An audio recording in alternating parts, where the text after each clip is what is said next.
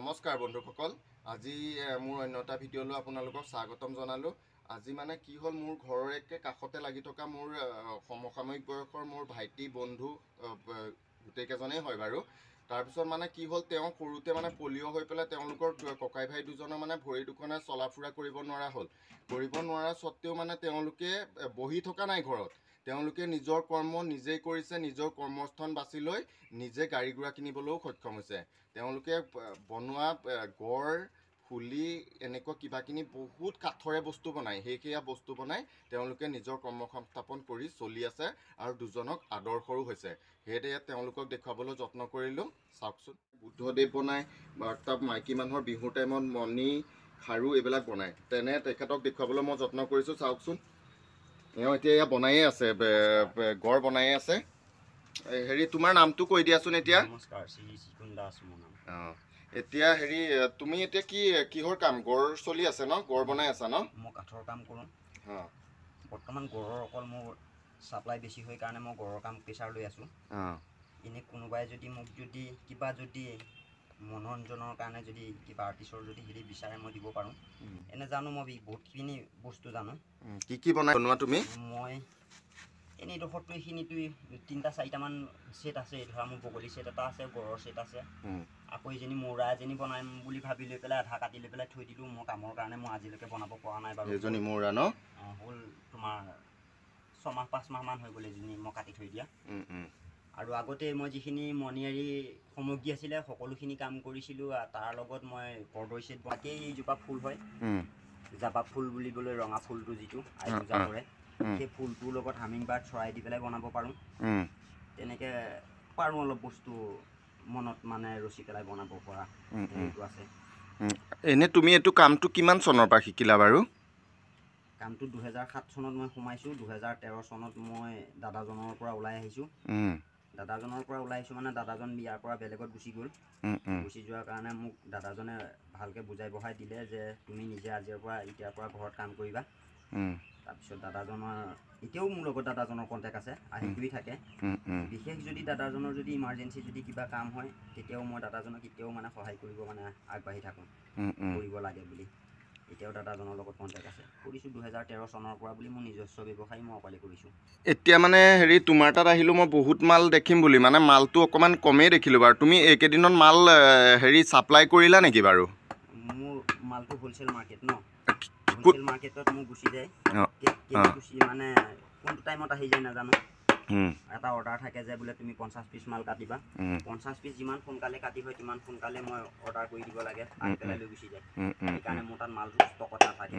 বেলেগ ব্যৱসায়িকাৰী মানুহ আছে, তেওঁলোকে কৰে। তুমি যেতিয়াৰ পৰা এই গড় বনোৱা এই কামখিনি শিকিলা, আমিও দেখি আছোঁ তোমাক সৰুৰ পৰা যেতিয়াৰ পৰা তুমি শিকিলা এইখিনি কাম।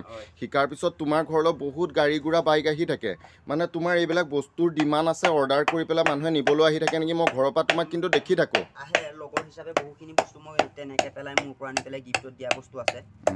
আৰু যিখন হ'লচেল মাৰ্কেটখন চলাই লৈ পেলাই যিটো মোৰ লগৰ হয় আৰু মানে সি মানে অলপ ৰিকুৱেষ্ট কৰিলে তেন্তে মই মানে অলপ খৰচা কৰি মানে টাইমটো দিওঁ আৰু দি পেলাই কেতিয়াবা সাধাৰণতে কিবা কিবি ছেট বনাই দিওঁ। তেতিয়া তেনেকৈ আহে মানুহ বহুতখিনি আহে, আহি লৈ পেলাই তেওঁৰ লগত চিনাকি এটাই হৈ যায়। হৈ লৈ পেলাই মোৰ লগত মানে এটা বন্ধুত্ব গঢ়ি যোৱা নিচিনাই হৈ যায়গৈ ছেটটোৰ কাৰণে। মই সেইকাৰণে দেখোঁ তোমাৰ পৰা বহুত নিয়া মানুহ আহি থাকে। যদি ধৰা এদিন ছেটটো লৈছে, দুদিন মোক খবৰ কৰিবলৈকে আকৌ কোনোবা দিন আহি পেলাই মানুহ সোমাই যায় মোৰ। তোমালোকক কিন্তু মই দেখিলোঁ, তোমালোকক ধন্যবাদো দিব লাগিব। কিহৰ কাৰণে? তোমালোকৰ মানে এনেকৈ ভৰিৰ অসুবিধা হয়, তোমাৰ ওপৰত দাদাজনো আছে। তুমি প্ৰথম শিকিছা ন কাম? মই শিকি আহিছোঁ দাদাজনৰ লগত, তাৰপিছত মোৰ দাদাক শিকাই দিছোঁ। তোমাৰ দাদাজনেও এতিয়া হাতীগড় বনাই মানে বহুতখিনি। তেখেতে আগতে পাচলি বেপাৰ দিছিলে ন তোমাৰ দাদাই? আগতে পাচলি চব্জি ব্যৱসায়ী কৰিছিলে। তোমালোকে চৰকাৰৰ পৰা দিয়া এনেকৈ হাতেৰে পেডেল মাৰিব পৰা চাইকেল এখন পাইছিলা ন? এই চাইকেলখন পাইছিলোঁ। পোৱাৰ পাছত সেইখনৰ পৰা বুলি মানে মই এখন নিজে গাড়ী স্কুটি এখন কিনি লৈ পেলাই মডিফাই কৰি লোৱা আছে। মই দেখুৱাম বাৰু এইখন তোমাৰ। তাৰপিছত সেইখন মানে আমাৰ নিচিনা ক'ৰবাত পোৱালি আছিলে, তেওঁলোকক দি দিলোঁ। আৰু এটা মই চাইকেল আৰু এখন পাইছিলোঁ, বেটেৰী চাইকেল এখন।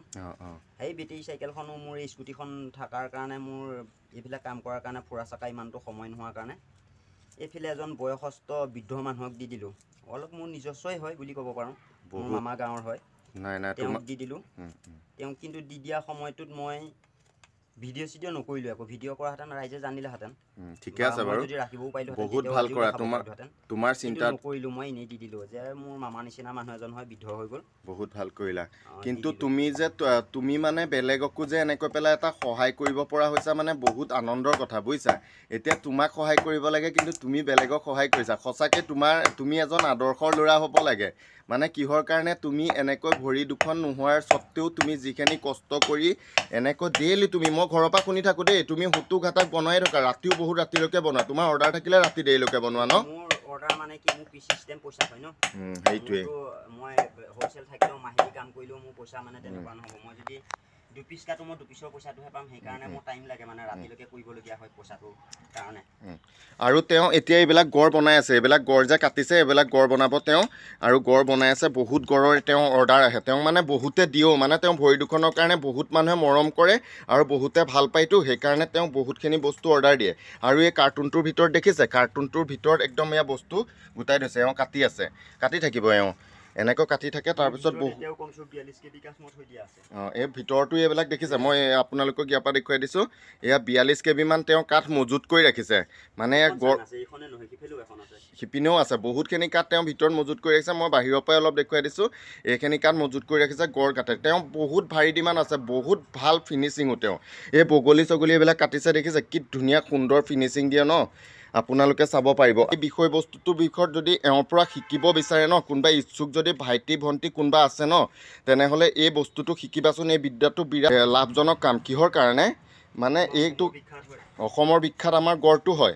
এই গড়টো যেতিয়া আমাৰ এতিয়া ফৰেষ্ট টুৰিষ্টে আহিব, এতিয়া টুৰিষ্ট অহাৰ টাইম, টুৰিষ্ট পাৰ্টিবিলাক আহিব, বহুত ভাৰী পৰিমাণত গড় কিনি নিয়ে। সেইকাৰণে আপোনালোকে যদি এই বিষয়বস্তুটোৰ বিষয়ে কোনোবা ল'ৰা ছোৱালী যদি শিকিবৰ মন আছে, এওঁক কণ্টেক্ট কৰি অকণমান শিকিবাচোন। কাৰণ একো নহয়, লাভদায়ক। এইবিলাক শিকিলে তোমালোকৰ যে নিজৰ খৰচাটো নিজে ওলাই থাকিব। তোমালোক বেলেগলৈ ভৰসা কৰিব নালাগে, তোমালোকৰ নিজৰ খৰচাটো উলিয়াব। কাৰণ এই মোৰ বন্ধুজনে ইমানখিনি কৰি পেলাই নহয়, তেওঁ এখন নিজে স্কুটি নিজৰে কিনিছে। আৰু তেওঁ বেলেগকো মানে সহায়হে কৰে। তেওঁক সহায় কৰাৰ স্বত্তে তেওঁ বেলেগক সহায় কৰে। বেলেগ মানুহ আহে তেওঁৰ ওচৰত সহায় কৰে, তেওঁ বহুতেই বস্তু দান কৰে। সেইদিনা মাজতে তেওঁ চাইকেলখনো বেলেগক দি দিলে। তেওঁ তেনেকুৱা এজন ল'ৰা। আৰু তেওঁ হাতৰ বিদ্যাত মানে কিছু যাদু আছে। তেওঁ যিবিলাক বস্তুত হাত ফুৰাই দিয়ে নহয়, ইমান সুন্দৰকৈ বস্তুবিলাক বনিছে। আৰু তেওঁ শিকি অহাৰ পিছত তেওঁ যিজন ডাঙৰ ককায়েক আছিলে তেওঁকো শিকাই দিলে। শিকাৰ পিছত তেওঁৰ এতিয়া ধুনীয়াকৈ কৰ্মসংস্থাপন ওলাই আছে। তেওঁলোকৰ ভাৰী ডিমাণ্ড আছে, ধুনীয়াকৈ চলি আছে। আৰু লগতে এখন স্কুটিও তেওঁ নিজৰ পইচাই কিনি লৈছে। তেওঁ ভৰি দুখনৰ কাৰণে নোৱাৰে যে চলাব, সেইকাৰণে এই স্কুটিখন কিনি লৈছে। স্কুটিখন কিনি আনি যে তেওঁ 3টা চকাৰে ধুনীয়াকৈ বনাই লৈছে দেখিছে। তেওঁ নিজৰ পইচাৰে গড় ফুলি বনাই এই স্কুটিখন তেওঁ 3খন চকাৰ স্কুটিখন কিনিবলৈ পাৰিলে। বহুতখিনি বস্তু বনাই বহুতৰে আদৰ্শ হৈছে। সেইকাৰণে এওঁৰ পৰা যদি কিবা শিকিবলৈ কোনোবা আগ্ৰহী ল'ৰা ছোৱালী ভণ্টি ভাইটি আছা, তেনেহ'লে শিকিবা। এইটো কোনো বেয়া নহয়, বঢ়িয়া হাতৰ বিদ্যা শিকি লোৱা, তোমালোকে চলি থাকিব পাৰিবা। সেইকাৰণে ক'লোঁ তেওঁৰ পৰা অকণমান শিকা। তেওঁ বহুতখিনিয়ে কৰিছে, চাই যোৱা। তাকে মই দি থাকিম এনেকুৱা ভিডিঅ'। সেইদৰে শেষত চিকুন, তেনেহ'লে তোমাক এটা ধন্যবাদ জনালোঁ তোমাৰ এইবিলাক কামৰ কাৰণে। সঁচাকৈ তুমি এজন আদৰ্শৰ ল'ৰা। তোমাৰ এই ভৰি দুখনৰ নোহোৱাৰ উপৰিও তুমি যিখিনি কৰ্ম কৰি আছা, সঁচাকৈ তুমি প্ৰশংসনীয় এটা ল'ৰা। আৰু তোমাৰ এই কৰ্মৰ দক্ষতাই তুমি এখন নিজে স্কুটি কিনিবলৈও সক্ষম হ'লা, হয়নে নহয়? সেইকাৰণে তোমাক বহুত বহুত ধন্যবাদ কৰিলোঁ। সঁচাকৈ আদৰ্শৰ প্ৰশংসনীয়। তোমাৰ এইটো ভাল লাগিল। তাকে মই দেখুৱাওঁ ৰাইজক, এইটো বৰ সুন্দৰ পদক্ষেপ তুমি কৰি আছা। তুমি আগুৱাই যোৱা, তোমাক ভগৱানে মংগল কৰিব। ধন্যবাদ থাকিল তোমালৈও।